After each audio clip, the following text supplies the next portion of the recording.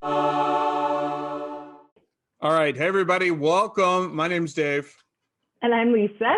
And Lisa, man, we are almost to the point where we're regathering. It's happening this weekend. Can you believe it? It's been almost a calendar year since we have been together at our campuses meeting. It's astonishing. Yeah, I can't wait. And it was really fun actually last Saturday to have a little preview with you leaders. Those of you that were able to make it and felt comfortable coming, what a great time to, just be together, to have time to reflect with God. And it was so fun to watch you all just mingle in before and after, and to think that we get to do that on a more permanent basis now is so exciting. I agree. The county's opening some things up. They're making some provisions. Our numbers are dropping. Vaccinations are up. So we're super excited. Speaking of that leader thing that happened this past Sunday, one of the things that was really interesting is how much people love being. And I know for me, I'm like, people, and it's like these are people, and I haven't seen some of these people who you guys for a year, really, and it's been really, so I'm really excited about remaking that. So going forward into that, let's just give some you have two things that you wanted to kind of encourage leaders to do. So let's jump into the first one as we kind of go back into regathering. What's some tip or advice, because we really are, we're not remaking the bonds of the church, but we're regathering, re-strengthening, remembering, rediscovering. You know what I mean? So what's your advice to life group leaders for that?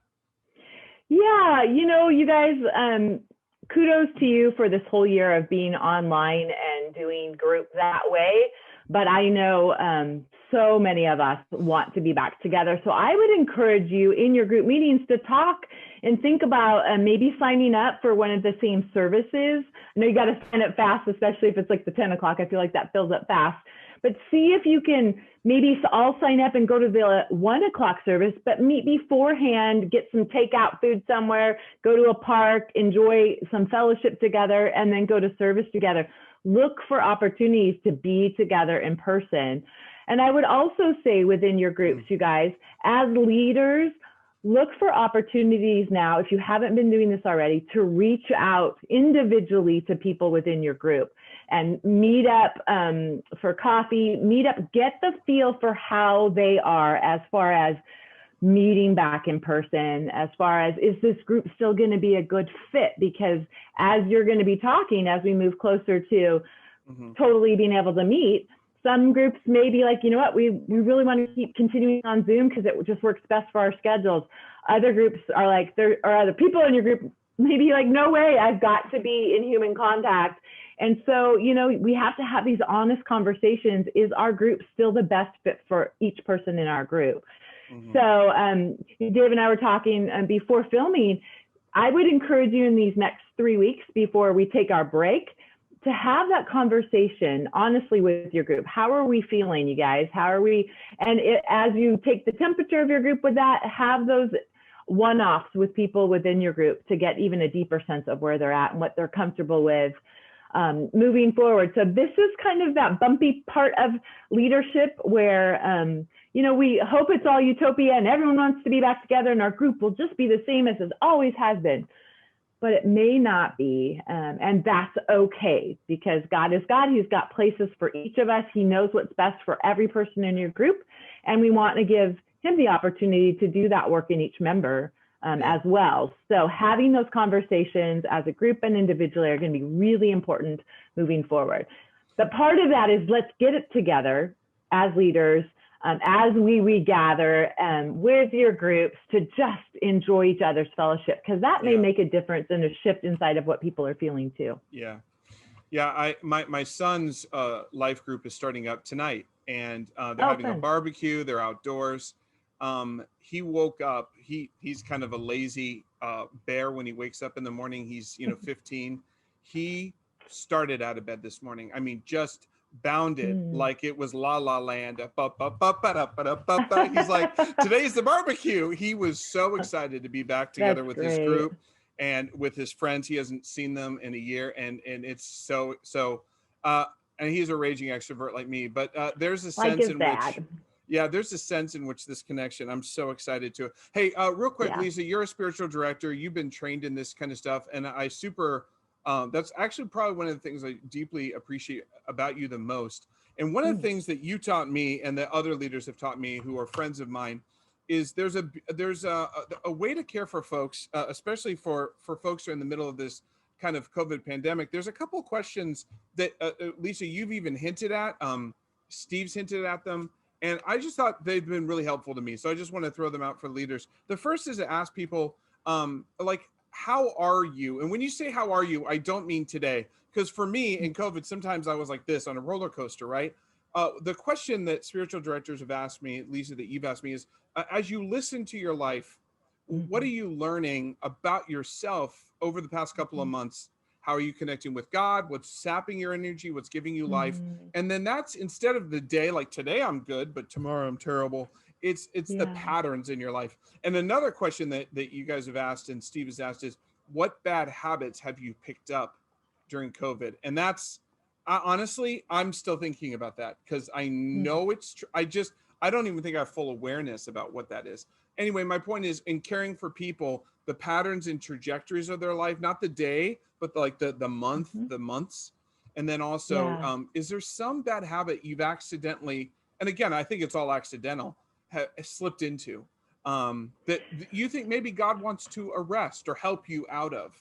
So those have been, actually, as spiritual directors around me, just as a person on staff, that's really helped me. And I just wanted to share that as well.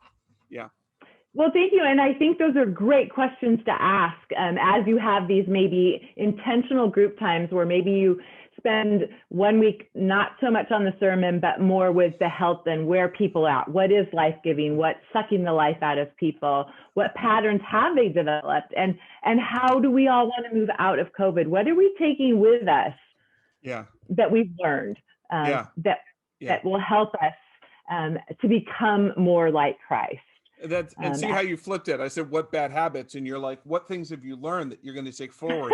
Again, always the spiritual director, Lisa. Okay, so now moving on to, we do want to give you a little bit of a preview about what's coming up. Obviously, Easter is shockingly in about a month. It's about a month away, so not that far.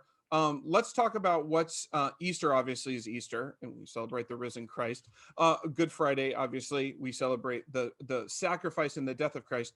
Talk to me about let's tell the folks about what's after Easter, because that's important. I'll show the folks. Ready? Yes. No. We are going through a book, and it's called How Not to Read the Bible by Dan Kimball, who's a good friend of ours. He's one of the lead pastors at Santa Cruz, or I'm sorry, at Vintage Faith in Santa Cruz. Vintage Faith Church in Santa Cruz. And it's his book, and we're excited about it. Can you show the book again, Lisa? I'm going to tell the people a little bit about what it's about. Come from a different angle.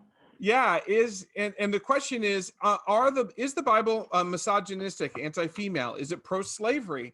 Is it intolerant to other world religions? Is it anti-science? And we're going to be looking at this.